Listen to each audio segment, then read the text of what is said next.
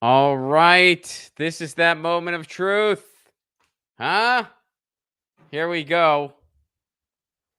Let's see here. Is the YouTube awake? You guys know me. I have to see it. This is that lull moment where we wait for people to load in, and I have to wait until I know for sure that I am live because I have to see it because I don't have an on-site producer. YouTube, where you at? You lost. You lost. All right. Rockfin beat out YouTube.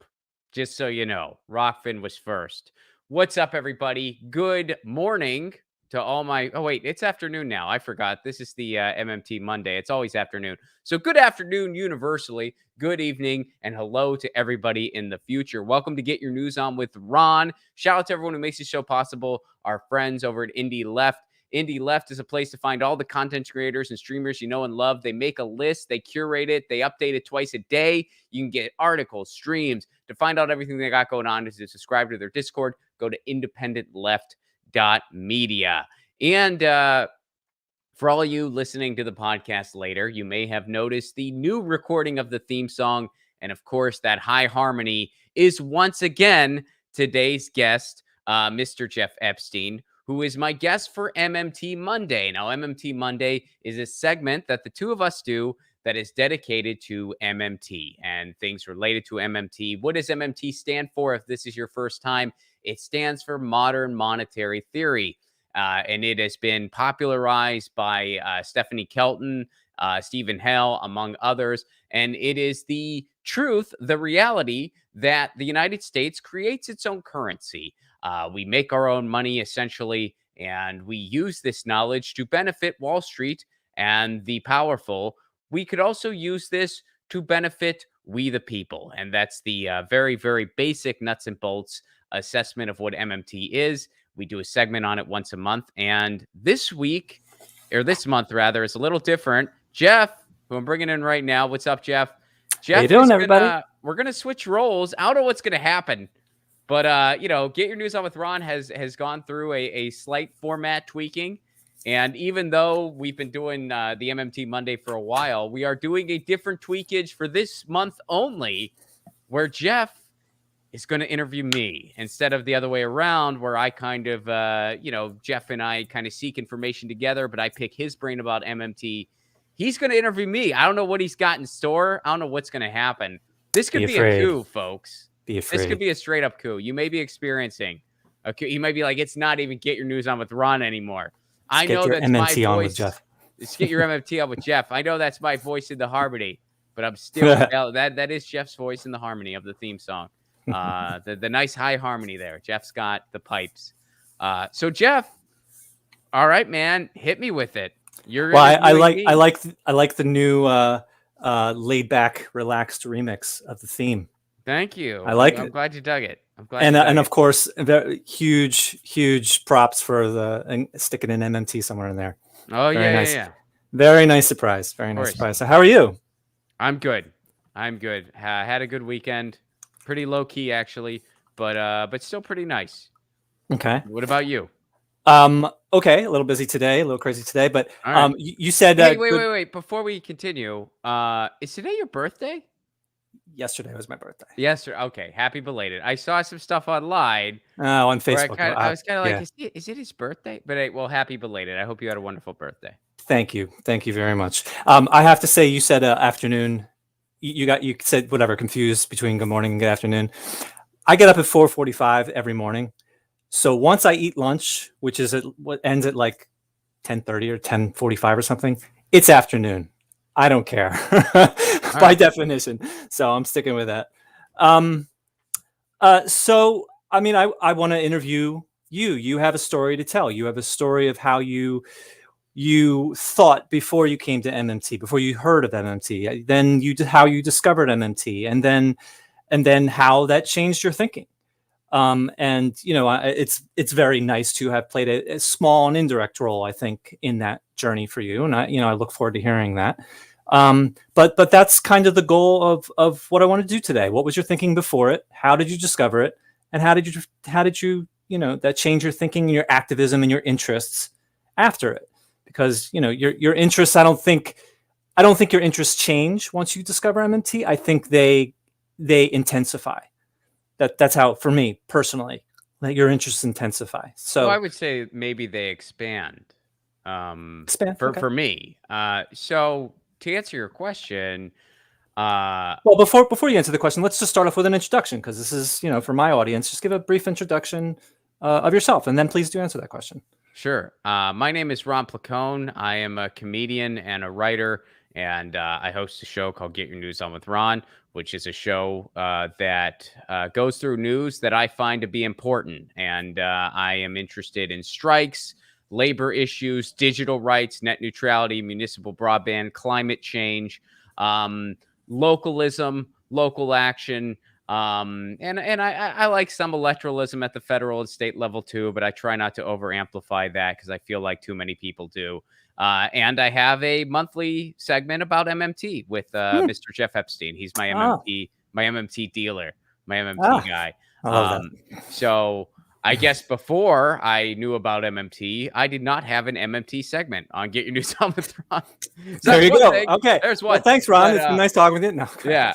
So how did I hear about it? So well, before you answer, if I may, before you say how you discovered it, do you have any semblance of what your thinking of money was before you discovered it?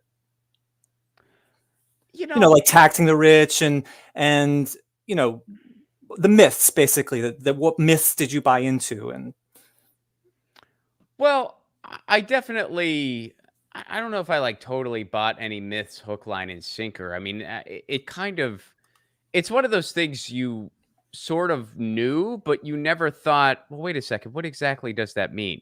Like I know it's yeah, we create our own currency. That wasn't information that I didn't know already, but I never applied it. And that was sort of what MMT really allowed me to do. okay. So that was a big thing. As far as I still do support taxing the rich. Oh, of course. Sure, I have my attitude. Reason. Sure. Like my attitude towards it has slightly changed as a result of this. It's not the whole, oh, we can't afford this is a total myth. That's a total myth. And I guess I don't want to say I totally bought into that because I always knew that was BS. But when I really looked into MMT, I realized that was BS on a whole higher level than I ever realized. Like I always knew it was BS because I'm like, look, we could just put a modest tax on Wall Street and pay for whatever we wanted, which is true. And I still think that's very important. That's a very important message because it's still important to emphasize how grossly we are mishandling, just the financial resources that we have in circulation. Sure. But when you factor in MMT, you realize it's BS to the nth degree. Like it's BS like times 11. Orders of magnitude, yeah. So for me, it was and especially when I read David Graeber's book Debt, which we talk about in our segments at least one time every episode. I highly recommend. Again, I think the two books that will help you get started: Deficit Myth by Stephanie Kelton. Deficit Myth. It would help if I said it right. Deficit Myth by Stephanie Kelton and Debt by David Graeber. I would say do Deficit Myth first. It's a little easier. Just a little easier. Debt is a very, very heavy, dense book, but it is well worth it. Take your time with it. It took me a very long time to get through it. I'm not ashamed to admit that. But it is worth it. And Deficit Myth is also a very substance-rich book, but it is a little more accessibly written. It is shorter. And I feel like it's definitely an easier read. Stephanie Kelton really has a gift at explaining these things in a way that it's very easy to understand. She's a very good educator. Stephen Hale is as well. So are you, Jeffrey. But thank you. My mother calls me Jeffrey. All right, Jeff, whatever. So how did I hear about it initially? So it really started hitting the blogosphere around the same time I got introduced to you, which I want to say was maybe 3 or 4 years ago now, maybe 4. Well, I remember, I happen to remember the day that I first spoke with Graham, which was June 28th, 2018. Okay. And I have a feeling that we were kind of within a few months or maybe within the first year after that. Likely, yeah. So I saw this hashtag MMT thing going around. And if I'm going to be brutally honest, it kind of looked a little culty to me. I wasn't all that into it. I was just sort of like, what the hell is that? I just sort of didn't really look into it. Mhm. Then, you introduced me to it and explained essentially what it was. And, I Mm, kind of had a similar like my reaction was kind of like, "Oh, wow. Yeah." I mean, that's a lot of that is stuff that we know, but we never think about, well, what does that actually freaking mean? sure. And Just so you had and continue to have very healthy criticism about all of this stuff. I think so. I mean, I'd like to think that the criticisms that I do have are a lot of the common criticisms that people have, and it's yeah, I'd like to think healthy is a fair way to put it, where it's certainly not a dismissal of the ideas at all, because I think the ideas are very good. A lot of my criticisms, and I think this goes for a lot of people, not just me. A lot of my criticisms and even yours are kind of rooted more in, okay, so what do we do about this? Sure. Yeah. Mhm. Which I think is, and that's a criticism that I know some folks have had about MMT, myself included, where it's kind of like, okay, what do we do with this? How do we do Sure. with this? Because I think that one thing that some people might fall into um, is, well, we just have to elect the right people, and that's definitely not. I mean, I think a top bottom approach is not going to work. So it's more like, well, what can we do with this knowledge um, from the bottom up? Mhm. And I don't know the extensive answer to that question. I think that's what we're all trying to Sure. discover. Sure. So yeah, I think that's I mean, where that's we're kind of all the at same on this question. journey. That's kind of the same question of what do we do with our government? Totally, So we understand. I totally. mean, it's it's with any kind of theory. It's like, what do we do with this information? But yeah, that's true. So if I may ask, so I don't know if you first heard it from me, but I came on your show. I'm pretty sure pretty early on, but then I'm pretty sure that it's correct to say that the milestone for you was going to Australia with Graham and meeting Stephen Hale and forgive me, the other name skips my mind at the moment. And then they suggested the movie Debt to you. Can you elaborate on how that came to be? Yeah, we met Stephen Hale, and I want to say his name was Peter, It's but right I on the feel tip of my bad 'cause tongue. Yeah. but they're brilliant. And there were a couple other people who were just friends with them as well who were there, but they came to our show in Adelaide, Australia, which was, God, so much freaking fun. Don't get me started on how excited I am to finally be touring again soon. Oh But yeah. yeah, but Mhm. so they came out to the Adelaide show, and the next day we all met for beers. Mm. And what Steven said, and of course, Steven has been on my show, and I know he's been on yours as well. Brilliant, brilliant guy, Dr. Stephen Hale out in Adelaide. Um, he basically explained how so many people, not just in the world, but even in his own field, they just have these misconceptions on what it really means to have money, what that really means. Yeah. Uh, and he said, you got to read the book Debt by David Graeber. So I Mm. read that book. And first of all, I mean, you want to talk about misconceptions. I definitely thought just because it's one of those things that they explain it to you this way in economics classes, and I think they do it just for ease of introducing ideas, but there's no real historical basis for it. I definitely thought that there was a time where barter was way more extensive than it ever actually was. And so when you read David Graeber's book, where they talk about, like, yeah, bartering's always been around and it still is. And we're not saying it doesn't have its place at all, but it was never this like No big, major. Yeah. right. I didn't realize that. I mean, like reading that was kind of so it's like so money was kind of introduced as basically just a way of keeping a polis in check, really. That was something I did not realize. That was something that, reading the timeline in that book, kind of opened my eyes to a lot of stuff. Um, I'm not suggesting we can be a complete currency free world anytime soon. I wish we could be, but I doubt that's a change either one of us will see in our lifetime. But I think we can certainly have a better relationship with what it means to have currency, and a relationship that actually helps regular people. And I think that is where MMT comes in. Okay. I introduced MMT to Graham. I introduced Stephen to Graham. And so that's how you ended up seeing Graham in Australia. So I just want to put a tiny thing in there that it is really a very nice thing to me that I played a little bit of an indirect role in that happening. So, I would say, you said it's kind of just like the easy way to do it. It's just so easy to introduce students to barter, and so that's kind of why they did it, because it was easy. I mean, I'm sure that you don't believe that strongly, but that is, roughly what you said.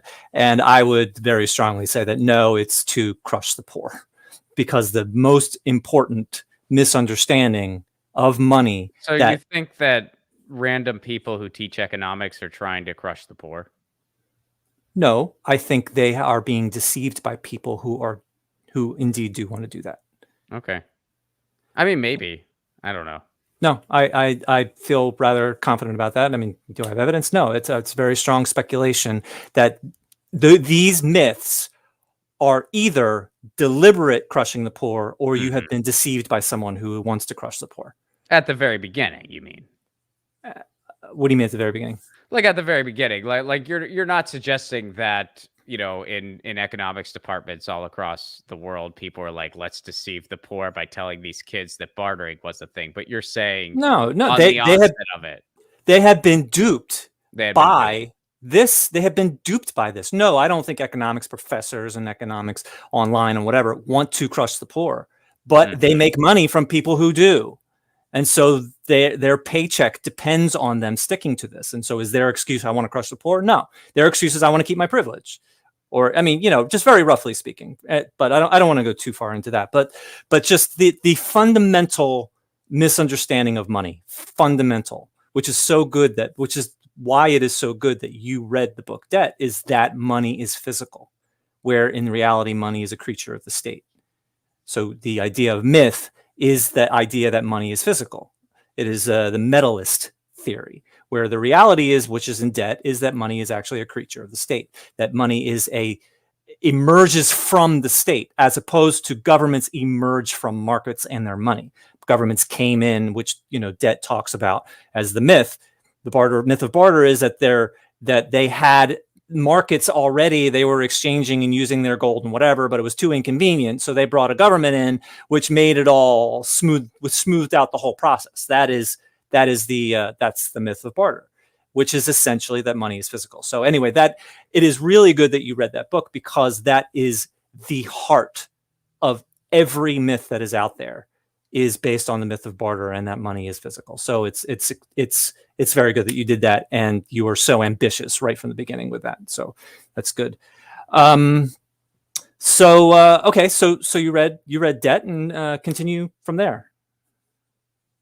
Or I mean, I'm editing this, so okay. if we need to start over or whatever, that's well, we're live, but of course, but yeah, I think that pretty much covers it. I mean, I read Debt before I read Deficit Myth, because Debt's been around, for a long time. I mean, David Graeber's actually no longer with us. Yeah. So, I read that book, I want to say, would it have been 2020?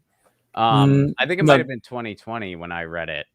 Okay. Because you met him, and I'm pretty sure like early 2019, I think you were down there. It was late 2019. We were in Australia in November of 2019. Okay. It was their summer.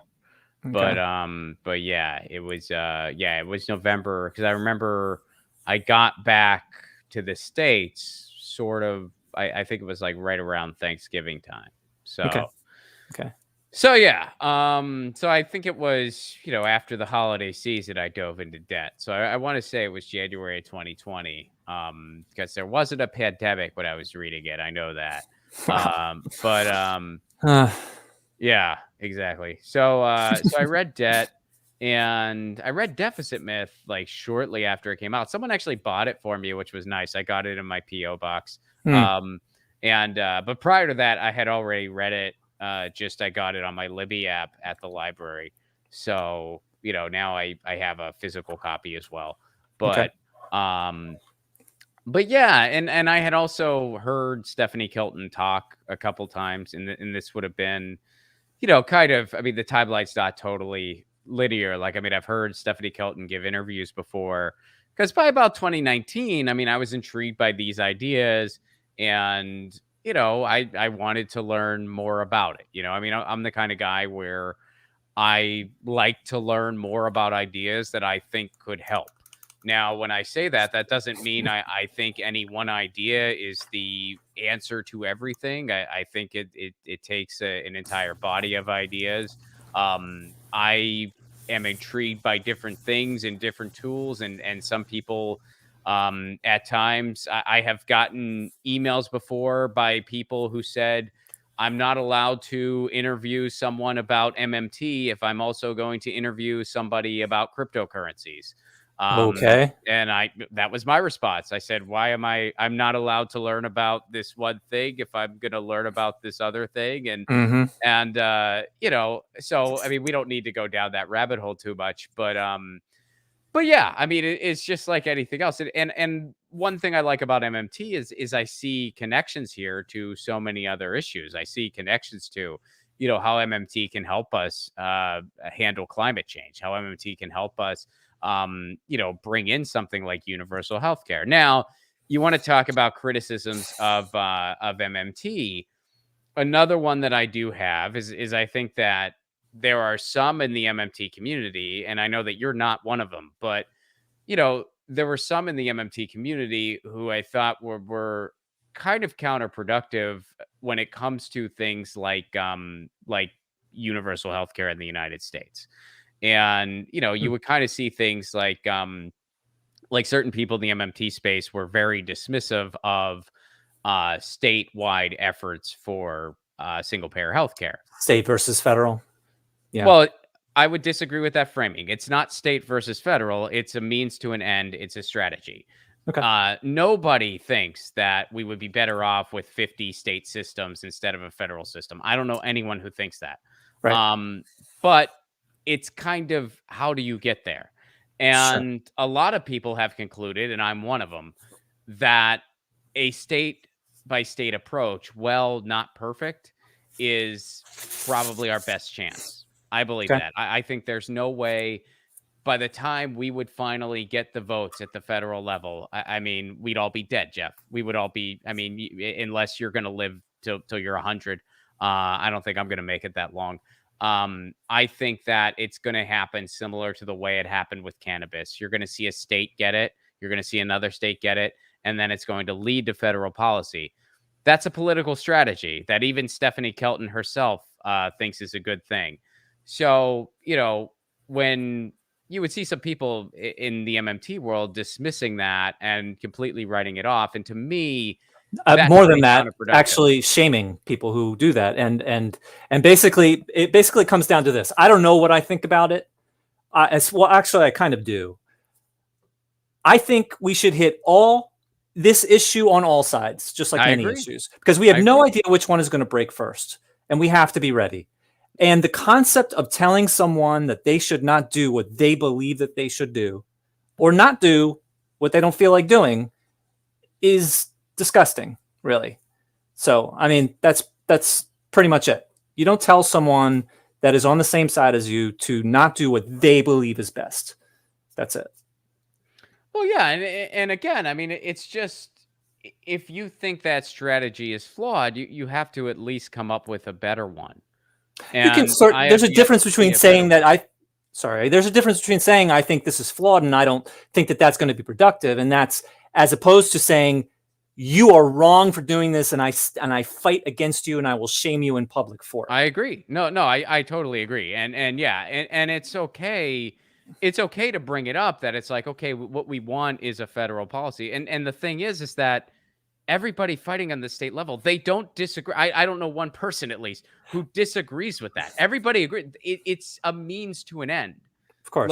Like that's all it is. So you're just arguing against a strategy, and you're at the very least letting the perfect get in the way of the good, and at the very worst, you're just being completely counterproductive. I So, you yeah, I agree. know, that's one criticism, and I know that that's not everybody in the MMT community. In fact, I'd like to think that's just a very loud, but few. It's a Sure. very loud few. But I do think that that's a fair criticism. That it's sometimes you're so caught up in your theory that you're dismissive of a tactical approach that, while it's not perfect, it may be our best option. I mean, I think it is. I'd love to be proven wrong and we get federal Medicare for all tomorrow, Whatever. Yeah, no, but I don't think it's going to happen, man. I think it's state by state is our best approach, and I agree with what you said, that it's like, hey, we got to try everything. We don't have the yeah, luxury of right. picking and choosing. Piece Was, some oh, well, that's not that strategy. I don't like that because it yeah, contradicts this theory I've read. instead of doing what I feel is best, I'm going to spend my time stopping you from what you feel is best. So both of our energies is going to be wasted. But it's kind of, it reminds me of people are pushed to act.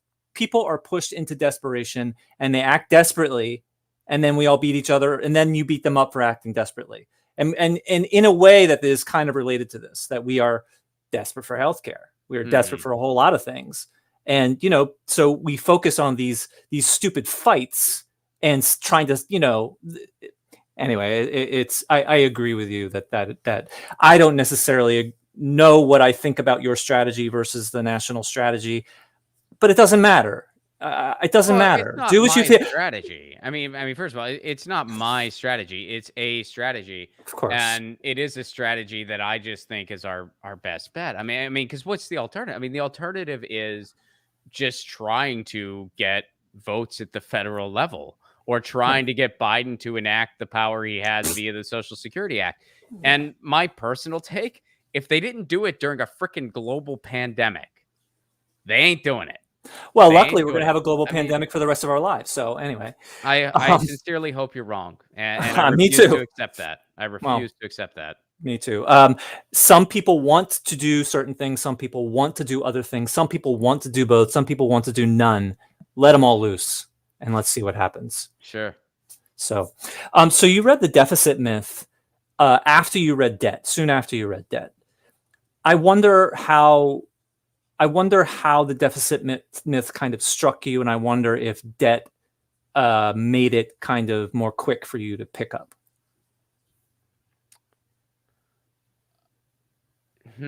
Yeah, definitely. Yeah, reading debt, it kind of made deficit myth go by a little quicker, But but yeah, I would say, because reading debt, what debt did was it just made me really just, to kind of paraphrase, what Stephen Hell said was just such a great summary. It's like, it just made me rethink like what it really means to have money, what Mm-hmm. all of that means. So in some ways, it's like debt is the foundation, and the basement and the first floor, and then Mm. deficit myth is like the bedrooms, Wow, and interesting way of putting it. that completes the house, Okay. and that doesn't mean that,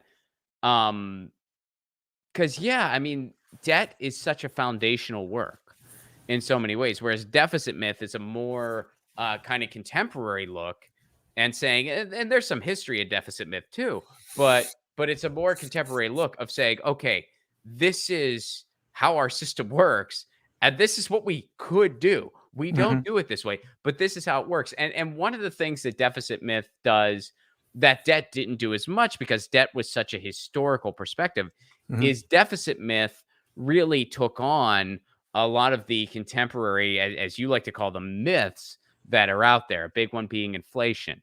Oh, Mm-hmm. well, if we just create money, and Mm-hmm. we just put all this money, there's just going to be inflation. That's true if you have no policy around it. But one of the things you've said that I think sums it up well: inflation is caused by shitty policy, or disasters. Yeah. So it's not like if we create with purpose and we create with intention and it is designated appropriately, that's not going to lead to inflation. It doesn't work that way. Mhm. There's a third item for that inflation list that I've learned. So it's catastrophe, bad policy, and outsized market power, which is kind of an offshoot of bad policy. When you allow, the OPEC oil crisis, for example, which I'm studying right now, the OPEC oil crisis was not caused by bad policy. I mean, it wasn't caused by bad policy. It wasn't caused by catastrophe. It was caused because the OPEC oil cartel decided to raise their prices as in revenge for the U.S. supporting Israel in the Yom Kippur War back then. So it was caused by it was caused politically because they chose to create it. And the solution was appeasing OPEC in some way. And they chose to lower their prices again to end the inflation. And the monetarists, the bad guys, used that to their advantage, used the chaos and the panic and the worry of that, the real inflation of people being in line for gas to their advantage to pretend that Keynesian economics, which is what MMT is based on, is what caused this inflation, that they couldn't predict it. They should have been able to predict this, but they couldn't. And therefore Keynesian should be discarded and let us in. And it worked. They basically prepared for this for like 50 years, this coup. And that's who we have today. So market power, bad politics, and catastrophe. Those are the three major causes of real inflation. Okay. There you go. So anything else regarding the deficit myth, or maybe we could transition into the specific policies that you are interested in, and that kind of perhaps anything has changed regarding your views of those. Well, I mean, it's not like I read it last week, so it's not like uber fresh in my mind. But I guess if I have to put a period on it, I would just say go out and read those two books. And I would say read Debt first and read Deficit Myth second. I think I might have said the opposite earlier, but now that I think about it, if you're ambitious, you should definitely do that. Well, here's the deal, man. Debt. I said depth. Jeez, I can't. It's a Monday for me, I guess. I'm having but debt is like we talked about it. It's way heavier, way heavier. But now that I think about it, and yeah, I might have said read Deficit Myth first to ease into debt. But now that I think about it, no, scratch that. If that's what I said earlier, scratch it. Because as we've had this conversation, no, debt is kind of a foundational read. And even though it's going to take you a lot longer, and it's heavy, I mean, it's like what, like 500 pages, more than that. It's like it looks like a Bible. It's like one of those types of books. It's like really, it's a brick. It's a brick. Yeah. I mean, it's like I got it from my library and put it in my backpack, and on the walk home, I had to take breaks. I had to take breaths. I had to set it down. I was like, I put it in my trunk, and my car was like scraping the bottom. Right. It was scraping the bottom. So yeah, but yeah, whatever I said earlier, I am standing by this now. Read Debt first, because that's the foundation. Then read Deficit Myth second, and you're going to get a lot out of it. That's going to be better than any memory-based summaries that I can give you. So yeah, I recommend everyone does that. Okay. You said before that that maybe we, someday we might have a society that won't have money, and that would be a good thing. It has to be the money is how the government communicates. Right. So maybe it won't be money, but it will be something. They have to communicate what they want to do, who should do what, with what, when, and under what conditions. And currently how they communicate those things is money. So probably, man. I mean, who knows? I mean, I guess when I say that, there were times in human history where we had no money, where we had like basically gift economies and stuff like that. And it's hard for anyone alive right now to imagine that, because that's so far removed from anything we know. Sure. So yeah, I mean, it's a nice thought. And when I say those things like, maybe someday there will be a society without money, I'm also assuming that civilization will look a lot different than how we know it now, and who knows what that could be.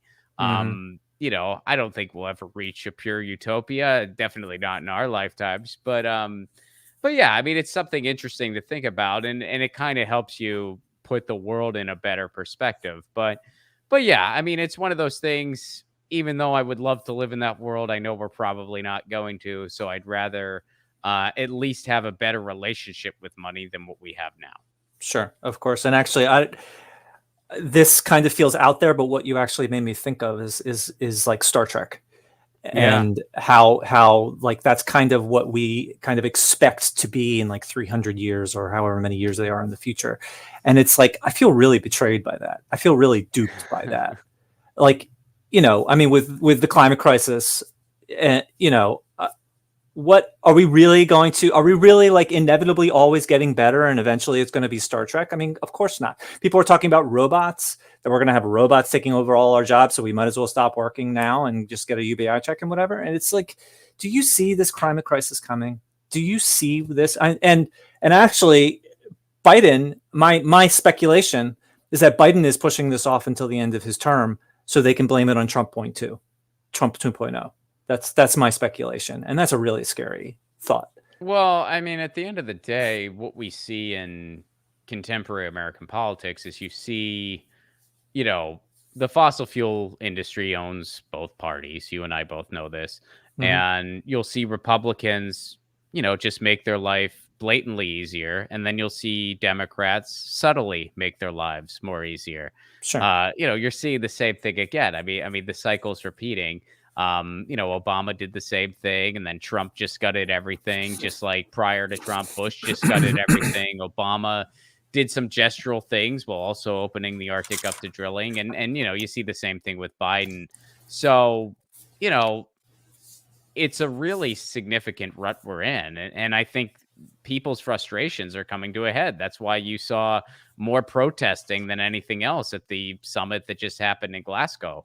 Mm-hmm. So, I think that people are waking up, and as far as what you were pondering, we are continuing to advance technologically, but does that synonymously mean we're getting better as a society? Well, not necessarily.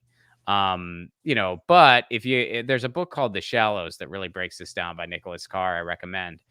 It kind of says that the technology is going to be there. To think that we're just going to go back to some primitive age, it's not going to happen. So technology is going to be there. It's going to continue to increase. It's up to us how we use that. And we can either use it for a better society, or we can use it to amuse ourselves to death. I'd rather do the former. Mm-hmm. Mm-hmm. All right. Well, let me ask you a non-MMT question. And how would you define the difference between Republican and Democratic parties? Oh, geez. One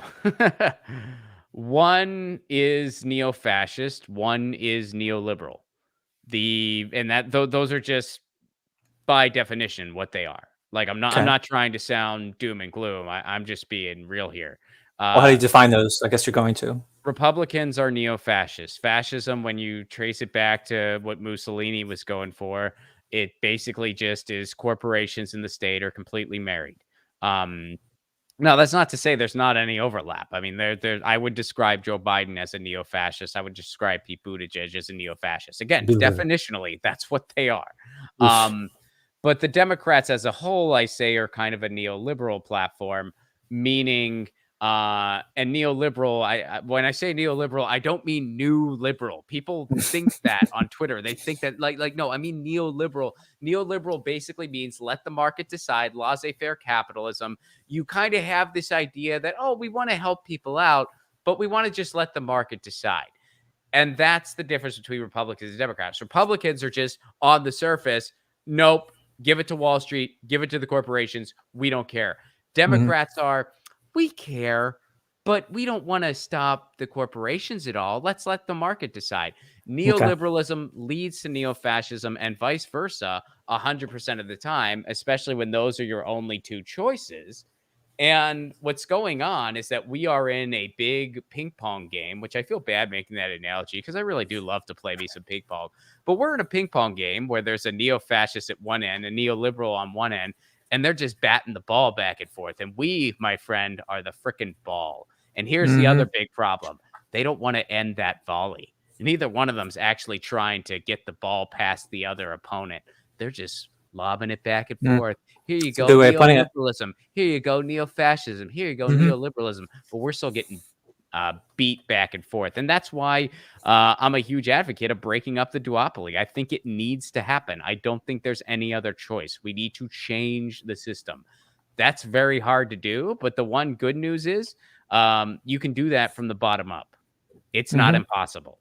Well, I know that you are interested in, or I don't know if how many you've done so far, but you're interested in interviewing candidates, and I'm have been interviewing candidates with Ramona Masacci as well on my podcast. I'm actually not interested in interview. I mean, I have very little interest in interviewing people in electoralism.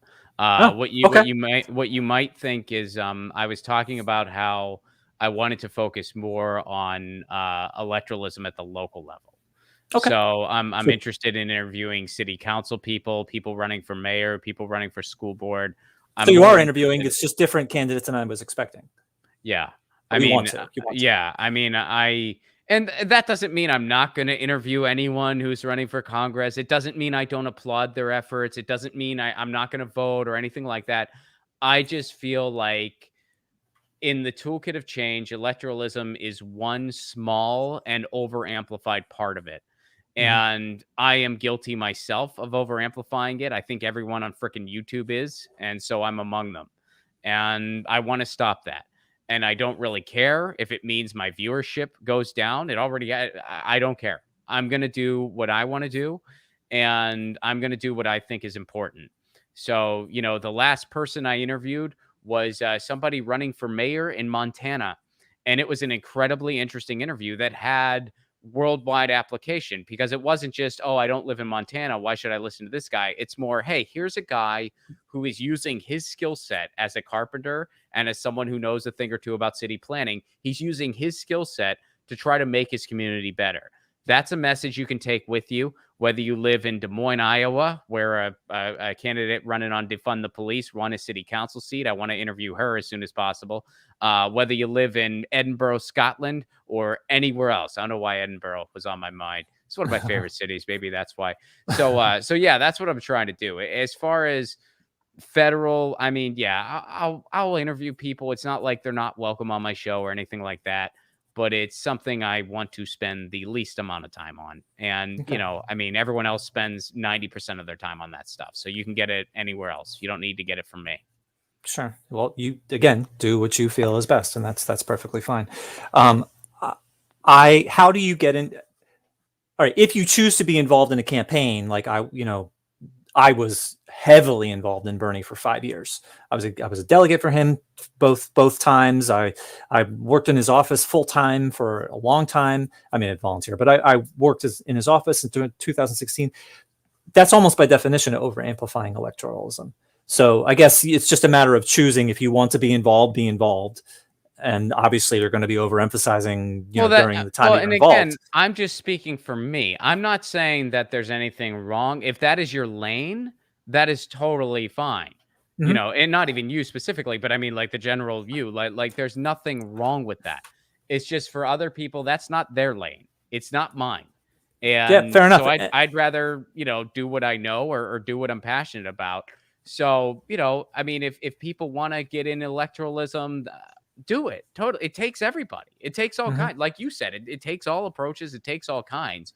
I'm just not that guy. Everybody always says it's an inside-outside approach. Here's the outside.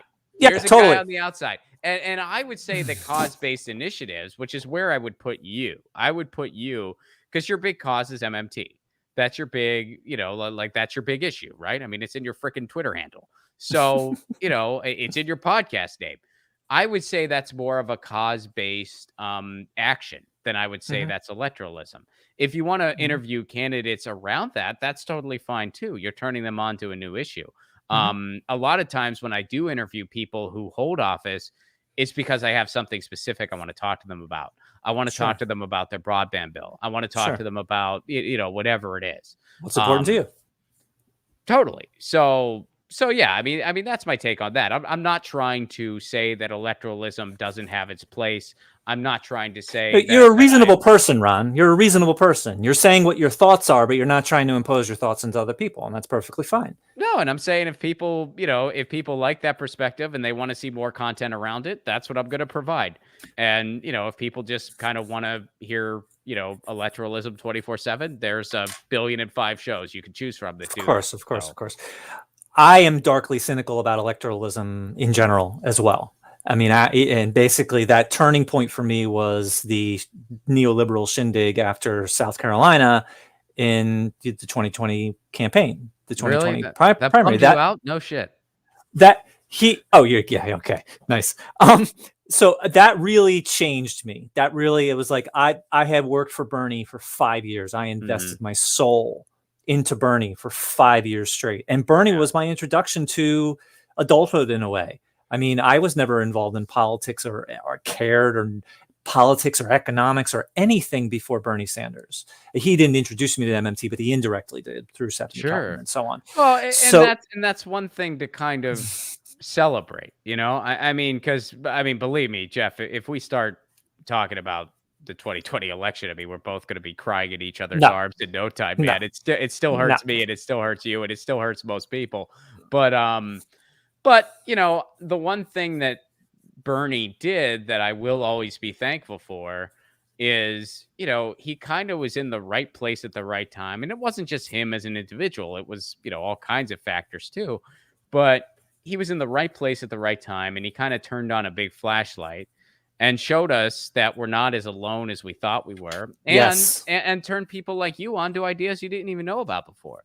You Yep. know, I mean, so I'm really thankful for that. And when you look at it, that was only 5 years ago. So it's not totally inappropriate that we're all sort of just wandering around going, what the fuck do we do now? We're We mourning. found out we're still the smallest group in the United States But at politically, least we know each other now. but At we're least not we're in as touch now. a lot more of us know each other and we're not as small as we thought we were. We're still by far the smallest, but we're not as small as we thought we were. So that's the good news.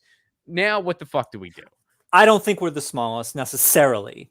We're the I smallest think we're the online. smallest. We're the I smallest. We're the smallest among those people who have voices. Well, look, But it depends on how you wanna I mean, I guess it depends on how, like, kinda micro specific you wanna get. well, I mean, You I know what I mean? just think of Like, the voting rights. Voting rights. What votes are counted? Who's allowed in the voting booths? Who's ignored by unemployment statistics? I mean, all of those people. We have no idea. Criminals that shouldn't be criminals.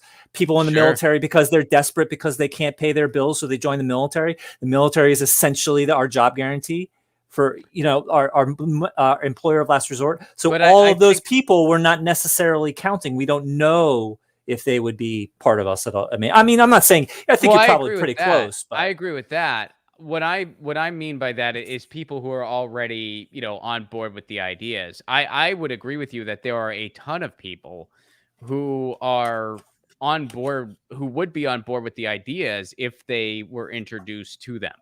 of Um course, the whole point is to keep people in the dark. Slaves don't let the sun shine in with Exactly, slaves, right? exactly. Well, Don't and let the sun shine in. So why not? Because they're only animals and they can't learn. They're not capable of learning. But you try and give them a book and all hell breaks loose. Okay, so really, totally. are they incapable of learning, or you just don't want them to learn? Right? It's don't let the sun shine in. Of course, they have the capability of learning. So, how many of those people, if they knew these things, would join us? We have no idea. And, whatever. I mean, we are small, that is for sure. But I think a lot of that small is a function of people being disposed of. Oh, of course, man. I So, mean, it for 100 years now, lefty ideas have been, you know, marginalized and antagonized and misrepresented for 100 years. but I mean people So literally being disposed, being pushed out of existence through the news of by and for the rich, through unemployment statistics that ignore all of these people, by putting them in prison because they smoke a joint, sure, all of those kinds of things. But anyway, yeah, sure. Bernie gave us two things, in my opinion. He gave us a community, which is so important. It's so important. I guarantee we would never have been met if it wasn't for Bernie. Number two, I think he very clearly, for the first time, made the true problem and the true solution clear. And that I think those two things. He defined the problem clearly, and he defined the solutions clearly, and all of his big policies. What are his solutions? You mean the Medicare for all? Oh, his Bold policies. Green New Deal. Yeah, all of those policies for free education from pre-K through postgraduate. Right. Yeah. No, I agree that his policies are the way to go. I mean, I guess where I differ from you a little bit there is I mean, those are all. He didn't invent any of it, like it's No, but like, he educated that community of all these things. Yeah, no, he did, and you're absolutely right. I guess I would get a little frustrated by the whole Bernie bro thing, by people calling people Bernie bros and stuff like that, because my take was, I was just like, wait a second, I was for these policies before I even knew who Bernie was. Of course, I was for single payer healthcare before I knew who Bernie was. I voted for other single payer candidates before I even voted for Bernie. Like it's like I didn't like not have political views, and then Bernie came along. I had my political views, and then Bernie was in the right place at the right time, and I was like, not here's me a guy though. who has a chance. I was a blank slate. No so shit. He taught me everything. I was a blank slate. So all of these things were almost entirely new to me. So it was a tidal wave of all of these things. So for me, and I presume that there are quite a few people like me. Sure. That really did introduce. There's people like both of us. I mean, there's people who are people like what? There's people like both of us. I mean, there's people, like politically there. Like there's people who it's like, I've been a lefty for a long time, and now finally there's somebody who's, has a bigger platform, who actually has a chance. Let's do this. And then there are people who, I mean, maybe it was their first introduction to these ideas, which is, I mean, both are great. Both are great. And again, I think it goes into, we're not as alone as we thought we were. Right. And so that's the first step, and it's a very important first step, and it's a great first step. But we're running out of time to really, take action on these things. So at the same time, we're not gonna be able to take action unless we take a breath and get our act together and make decisions of what we're going to do. But it's so he what introduced me to MMT was that he says, oh, we should have all of these things, and it's so horrible that we don't have all of these things. Duh, of course. I mean, not to Bernie, just to the idea. Of course it's horrible we don't have all these things. MMT. So then I was asking, why don't we have all of these things? That's the question that came to me. So if it's so obvious, if we've been asking for these things for 100 years, then why don't we have them if it's so obvious? And then that's how I stumbled onto MMT. Someone finally answered that question for me. So indirectly, Bernie doesn't talk MMT. He talks taxpayer, which is kind of maddening. But at the same time, he has policies which are very clearly validated by MMT if you get rid of that pay-fors from all of them. I mean, he wanted Stephanie Kelton to be in his cabinet. Which I think is what... Okay, well, I didn't hear that specifically. That's good to know. But she is, I'm sure, a huge reason of why those policies were so bold. And I think the only compromise or the only whatever that Bernie wouldn't let go of or whatever was all the pay-fors in those policies. See, I see what you're saying. I do think it was important, though, from a messaging standpoint, how he showed regular people how easy it was for us to have all these things. Because he did lay out... With pay-fors. Yeah. Okay. I think that's important messaging. Okay. Yeah. I mean, and you can disagree with that. And I'm going to. I don't know why you would. I don't know why you would. When you show people how easy it is, it's easier to show people, yes, we can have this, and it really is this easy. It's easier to do that than to get them to watch an MMT series, read a bunch of books. I mean, it's just way easier to get their votes. Okay. No, I think this is probably now, granted, the biggest... Bernie lost, but he lost for a lot of reasons. Well, I'm going to say just very quickly, I think he lost because he chose to lose. He chose to, he needed to call out the corruption, and he didn't. He allowed people to vote when they were risking their lives to vote. And not only did he allow them, he didn't call it out. He also accepted the results of that vote. Right. But can I ask you this? I mean, Sure. Honest question. Please. Do you think there's any way in hell they would have let him be the nominee? What does it matter? What's I'm the just answer asking. matter?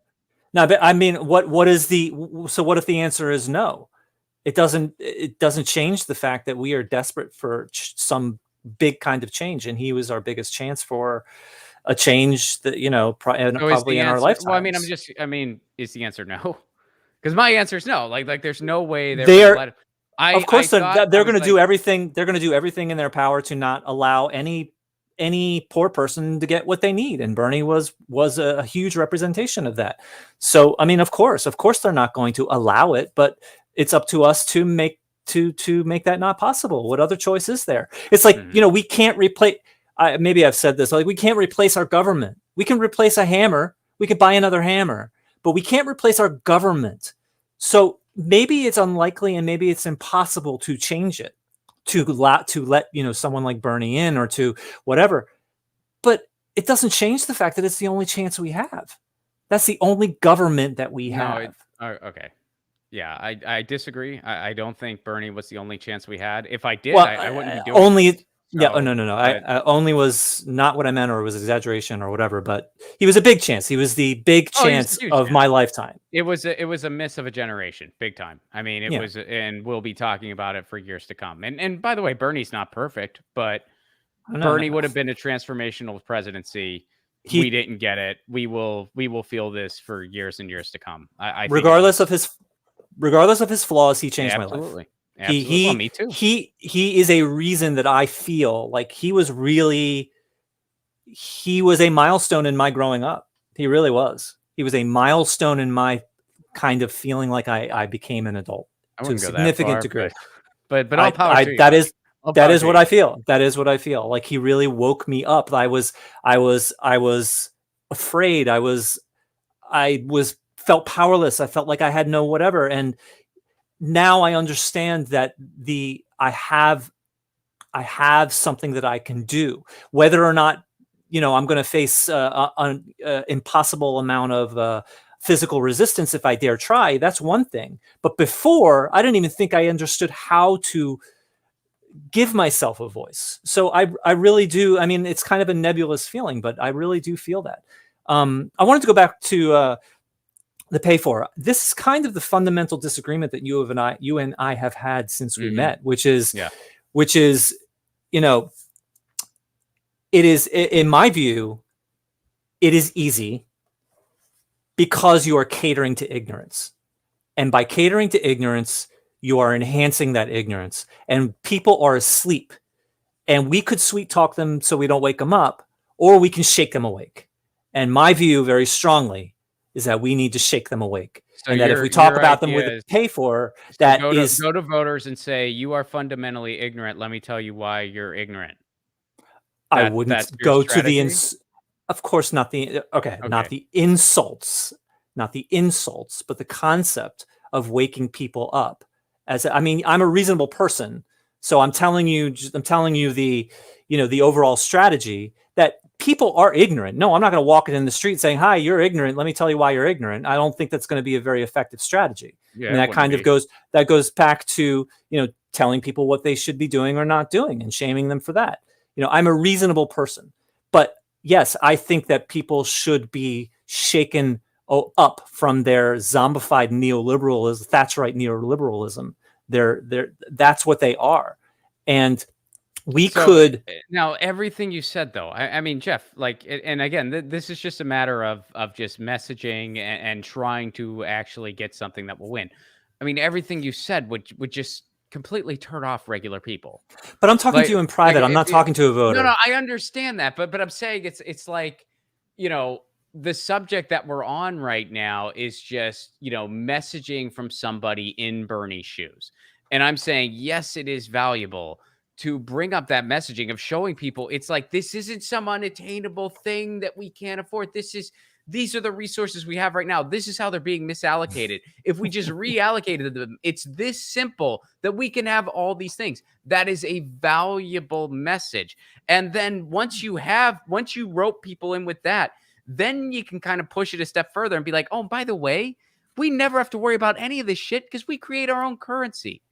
Okay, I mean It's that's easing fine. people in, man. So it's a valuable thing from a messaging standpoint. If everybody in the United States read Debt and Deficit Myth like you and I, then yeah, we could have a totally different approach. But well, that's just not the reality. That's not the world we live in, Jeff.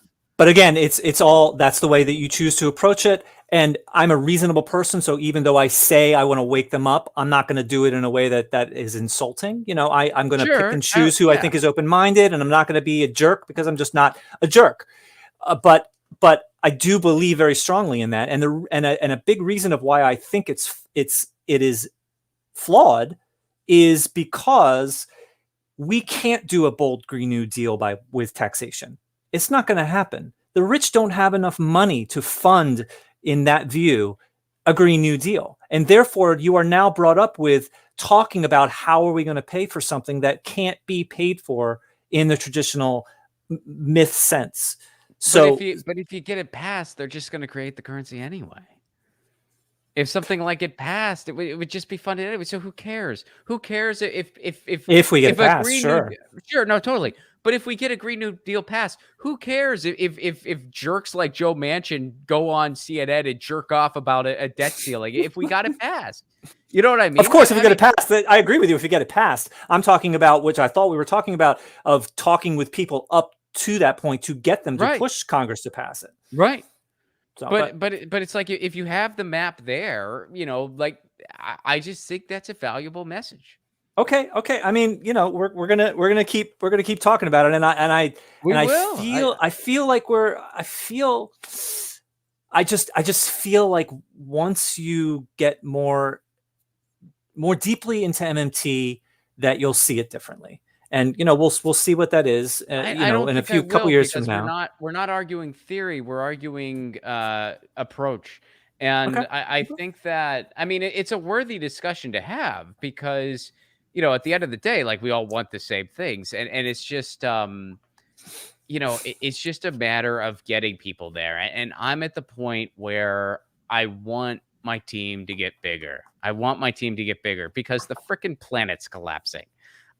So, you know, I see value in people that have made some progress in that area. Now, for me, again, I'm a bottom up type guy. I'm more interested in doing stuff in my community. I'm more interested in talking to the person running for city council. I'm more interested in cause-based initiatives, you know, turning people on to something like net neutrality, turning people on to something like municipal broadband, you know. And again, like when I do stuff like that, I don't open up with like, so this is how we're getting like this is how they're screwing us over. This is why Comcast is corrupt. I don't start there. I start by saying, like, look, this is what city internet can do. This is what it's done for other communities. This is how it's important to our community and what it could do for us, how it could give us better quality internet at a better price, how it could give us more jobs locally, how it could be a good business incentive. You know, I'm talking the language of all kinds of different people because it's not a left-right issue. It's an issue of accessibility. It's an issue for the people and the haves and the have-nots. So I speak that language to try to get people into the ideas. And then, you know, once I got them, then maybe we could talk about like, oh, by the way, these big cable companies have an organized freaking duopoly. They're like the goddamn mafia, and this needs to end. And that's why our internet freaking sucks. Sure. And it's you can lead people to it gradually. If you just start beating them over the head with like, you know, the truth about big cable, you might turn some people away. It is just a different, what you're saying and what I'm saying is just a different version of how you choose to gain people's trust so that they will listen to you. That's, you know, everybody has their own different ways of doing that, and that's fine. So that's, you know, that's what you choose to do. And you can trust that I'm not going to be an insulting person when I go to someone, and I'm not going to pick someone that's not interested in listening to it. So, all right. So we're at a good hour now, and I mean, I can keep going, but I know you said you're tight. So what would you say? Is there anything that you feel needs to be said about, you know, MMT? And then I'll just answer that. Is there anything you feel needs to be said in this interview, whether it's MMT or just, you know, anything regarding whatever? Take or your cat, whatever, Ron. Off your glasses. No, okay. I'm just kidding. No, It's a life choice, Ron. It's a life no, I choice. get it, man. I get it. I respect it. Is there anything else I want to say about MM? I just, because if someone's watching, this MMT segment or listening to your podcast, they have already taken that first step in wanting to learn about these issues, which is great, and wanting to learn about this theory, which is great. I encourage people to learn it. To the best that they can. I encourage people to use it and apply it. And I also encourage people to make those connections, see how MMT connects to other issues like climate change, like healthcare, like, everything. Really, like any type of federal issue. And then the other challenge, which I wish I had a better answer for this, but it's something that I'm still trying to expand on.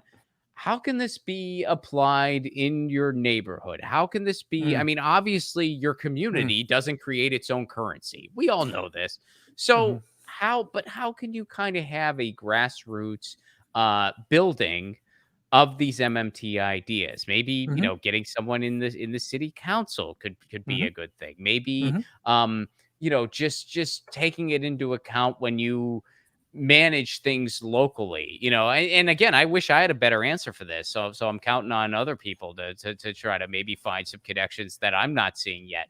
mhm. But how can this apply in your community? Because again, I don't like the idea of just, well, let's just get great people in office federally who will, govern based on these ideas. To me, it's like we have to be able to do more than that. Otherwise, we're going to be chipping away for a long, long time, maybe forever, because the Of system is course. set up so that people who have the ideas of Stephanie Kelton do not get into office. That's the way Sure. the system's set up. Sure. So, yeah, there you go. I have the my answer for how does MMT help on the local level, and it is simply it makes the boundaries clear. So, for example, if someone is upset that they don't have health care, they can go to their local council and say, "Give me health care." I mean, it is not a great example, but it doesn't really matter what the specific policy is. If they go to their city council or they go to their town council and they demand something, should that body give them that, or should they be pointing them up? And should they all be saying, we need to focus on the state, or we need to focus on the federal government? We shouldn't have to give you this thing. And the fact that we're pushed to do this thing is because they choose for it, not because it has to be. And so we should be angry with them, and they can like redirect, what the people on the council or on the boards can understand what they should and should not provide. They can guide their constituents in the right direction of, yes, this is something we can take care of. This is something that should be taken care of higher up. So Yeah. that's what I think MMT gives to local levels. I think that's an excellent point, and I think that I would like to see more cross pollination like that. Like, why don't we see? Here, for instance, just using California as an example, where I live, we do have a state bill for single payer healthcare. Why do we not see at the local level efforts being done? We do, but it's via grassroots groups. It's not like it's Hmm. via city government of Sure. efforts being done to kind of push this towards the state. Instead, there's like these very separate distinctions of, well, local government would never even vocalize something like that. And I would like to see that change. But again, this goes into a lot of people, they don't participate locally at all. A lot of people, they never vote locally. They don't even know who their mayor is in some cases. Why? Design. Yeah, But totally, I'm man. saying, so we address the why as best as we can, as much as we can, and Absolutely. hopefully get in that way. Absolutely. Um, and another thing that's important for local is the job guarantee, because it's federally funded, locally administered. So Right. it doesn't necessarily need to be administered by the council, but obviously it has to somehow go through the council, whether it's to nonprofits or to entrepreneurs or whatever it is. But the JG, the job guarantee, is another thing that you can talk about on the local level, because they're the only ones who can know what is needed by that community, and therefore what the job guarantee would bring to that community. And then you can start having people understand that, oh, wait a minute, I can clean up the park and make some money off of it, and I don't have to deal with my terrible boss right now. Start getting people thinking about it from that point of view as well. Hmm. Okay. So unless there's anything else, I think this has been good, a good mix of, economics and kind of just the things we often talk about. Thank you so much for allowing me to do this. Thank you so much for Yeah, no having me problem. on, MMT Mondays and bring me on every now and then. It's really been nice, and the music has been such a bonus. It really has. And just a little bit personal is that you have really challenged me, and I mean that academically and personally. Like you've challenged me, and I think this relationship has been very valuable for me. Well, So I thanks. appreciate that, buddy. Yeah, I mean, I enjoy these segments very much. I always yeah, they're really cool. I mean, we really break this stuff down, and I really enjoy doing it. And it was interesting to be in the other seat this month and being interviewed by you. So yeah, that was interesting. Maybe we'll do it again sometime where like we switch roles and you interview me. I Cool. just I Whatever just works. you're the more insightful MMT guy, though. I'm just sort of the like, Wow. let's break this down guy. But I hope people at the very least came up with two really good book recommendations. Yeah, no, it was great. And I mean, it's just kind of a conversation. I mean, we brought up the specific subjects that I wanted to get into, but it ended up being just kind of the same kind of conversation, and that's great. It's great. It's all informed by MMT, and I think what MMT is for me is it makes our efforts more direct, more effective, Hmm. and actually, this is a huge thing of I've said recently, summarizing MMT. MMT is a map. It's an accurate map. So it doesn't tell you where to go or how to get there, but it's an accurate map. Where traditional neoclassical economics mainstream is a completely bogus map. So one has you thinking you're going somewhere, but you're actually just wandering around aimlessly. And the other MMT has you can choose where you want to go and beeline to it. It doesn't mean you're going to get there, because if you get there, you're going to meet resistance. So what the map does, what the fake map does, is it makes the poor hurt themselves so the rich don't have to. What MMT does is it beelines you to exactly where you want to go, but you're going to be met with force. It doesn't mean that we're going to get there, but it means that we finally know what we're facing, and that we can finally start dealing with the actual thing that we're going to face, which is politics, which is violence, which is whatever it is. So anyway, that's what MMT has given me, is it makes it clear what the problems are, even though maybe reaching the destination may be unlikely, which comes back to kind of, changing the government. Maybe it's impossible, maybe it's unlikely, but that's all we got. All right, man. Thanks for doing this, buddy. I'll see you next month. Thank you too. All right. See you Peace, later. Jeff. Bye, everybody. Later. Happy belated too. I forgot to mention that, but Jeff's birthday was yesterday. Let me do the chat really quick, and then we're gonna sign off for the day. Mark, what's up, buddy? Mark Dansky, good to see you, Mark. Great discussion, guys. Thank you so much for that. Accordion gigs are back. Oh, that's badass. You played the accordion? I wish I played the accordion. That's so cool. This worker is gladly supporting you. Thank you so much for that, Mark, and keep that accordion humming. Right? I like it. Very cool. Aspen followed. What's up over on the Rockfin? Enjoying this discourse. It's good to debate these ideas. Totally. Jeff and I, yeah, I love talking to Jeff. He's a really fun guy to talk to about these things. And I hope you guys enjoyed this reversal MMT Monday. We did it reversed. It was weird being interviewed about MMT instead of being the interviewer asking about MMT. I don't know how I feel. I feel a little different. I feel a little weird, but that was this week's interview episode where I was actually being interviewed. We'll do the headlines episode on Thursday, and I will see you all then. And in the meantime, thank you so much, Aspen Fallen. Thank you so much, Mark, for the super chat contributions and the Rockfin tips. You guys know the drill in the meantime. Lucy, she says meow, and I say peace. Peace. Oh, wait, before I go, November 27th, Graham Elwood and I, we got a stand-up show. It's going to be our last joint co-headlining stand-up show for a while, at least domestically. So get your tickets now. November 27th, robflaco.com. See you there, Los Angeles. This is Los Angeles. So we hope to see you. It's right after Thanksgiving. Come hang out. Lucy, she says meow. I say peace. I say peace, love, and a general strike, and read Debt and Deficit Myth. I say all that.